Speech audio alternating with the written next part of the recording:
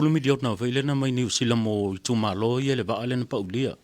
o le na ye se fina ngalo se taso tina fai pisinisi mai la fia nga taftoala e le lava le se le ni langa e o le soifuanga atoa a le na maua i fasalonga mai le tio ni usila e na o le fulumi diot na talo sanga ina e le fainga malo le na se mvaya tunei le fionga le sa pito le fesili lo fionga o fio ye le to fa lo fionga o fina ngalo i lo fionga lana le wai pale mai wala vale se leni po le sa idia ba no mo ni si se leni mo le wala nga pie o le langa anto le la ta ya imana itanga ta ya le afianga le no walu ai tu ai ta fito alla e va ai le tinale na sa we fa ali mailo na ngaule mali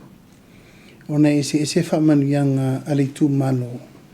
ya la to wa fi tu langa tau fi ngota ese fa man yang ali tu malo ya fi pisnis no walu va ilan pisnis sa ole ti le la fianga mal mele fatu langa le malo e se fa manianga mo tanga taito tasi se fa manianga mo pisinisi ela le tu mo tauna fa alu menna ne mal masina ne o mana allocate lay every personnel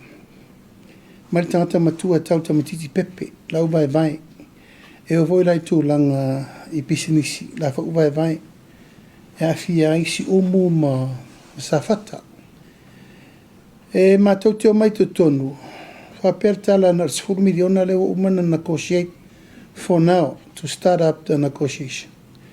And ma fono mo Winston Peters o le ministale na Foreign Affairs. Na utar sanga ya Winston Peters. O le olanga atole la no foi tato mo le vaale.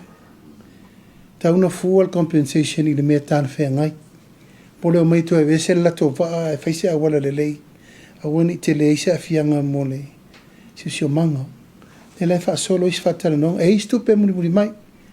he assure me this is just the beginning of 4 miliona le ai o mai fainga malo to tono wo mona fa unha fono ina le fainga malo le fianga sava bit